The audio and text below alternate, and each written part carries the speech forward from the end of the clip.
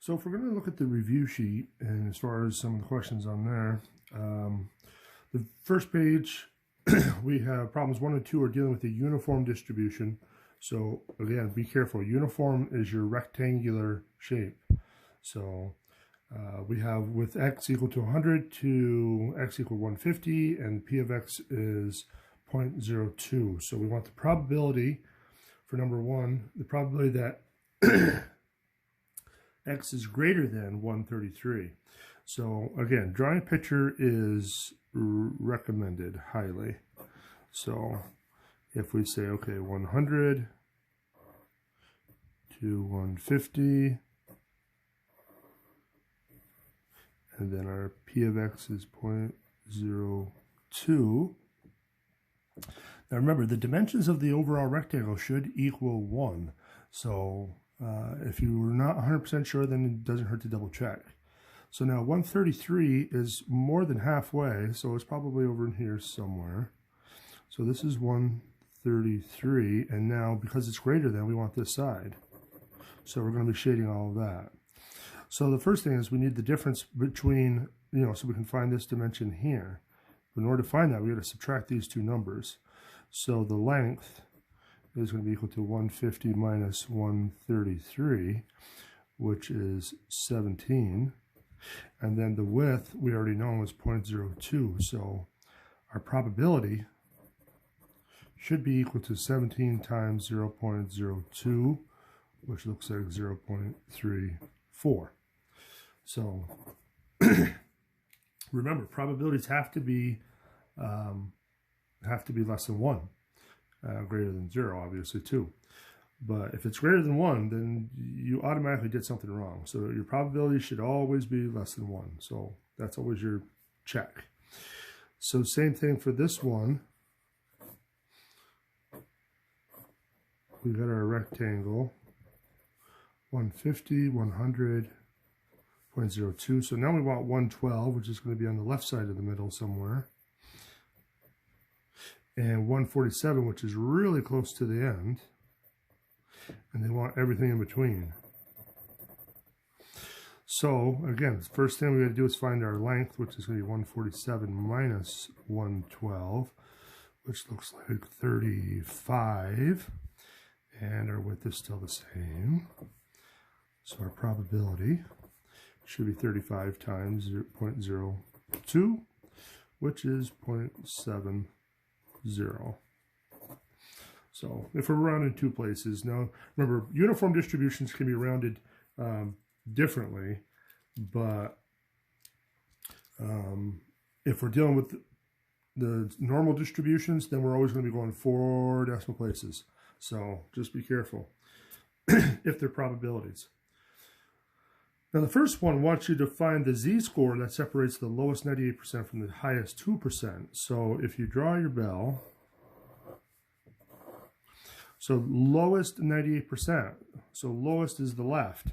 So we want it to be 98%, so we're going to have to chop it over here somewhere. So we don't know what the z-score is, but we know this is 98%, and this little chunk here is going to be the remaining 2%. Now, if we're going to use our tables, which one do we want to use? We got to use the 98%. So remember, 98% means you have a probability equal to 0.9800. So we want to go to our tables and find out what that z-score is. So we better be on the right-hand side, so we're in the positives. So 0.9800. It looks like it's going to be between 0.9798 and 0.9803. So it's going to be a little bit closer to the 9798. So if we go back 2.05.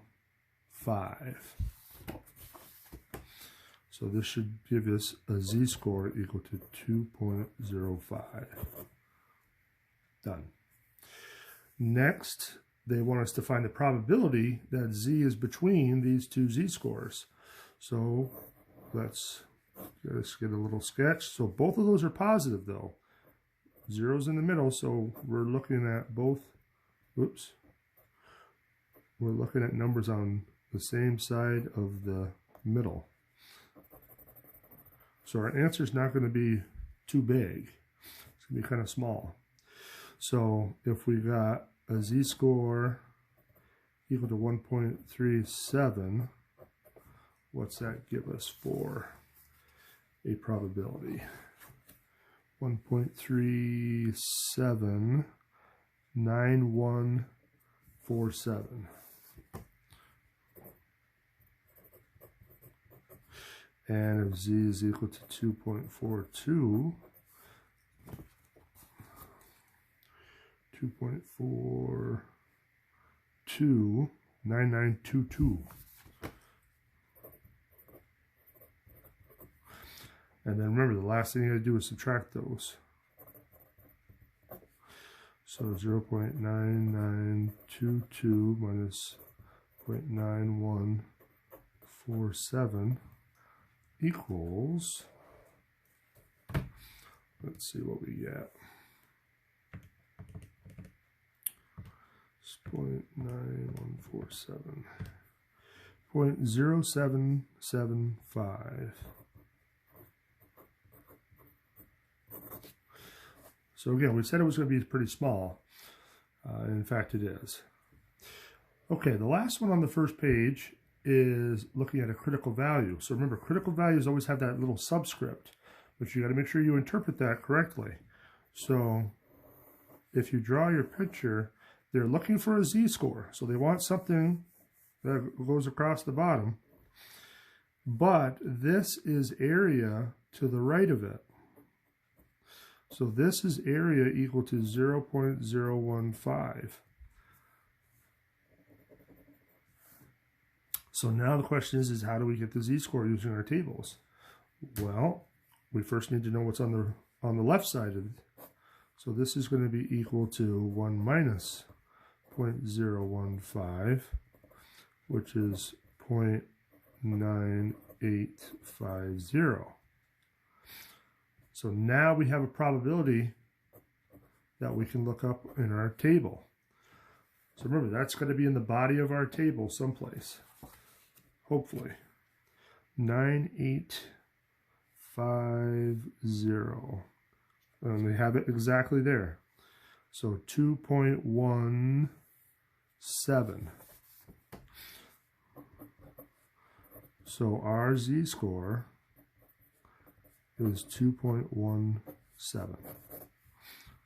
Done. All right, let's stop there, and then we'll continue with the next page on the next video.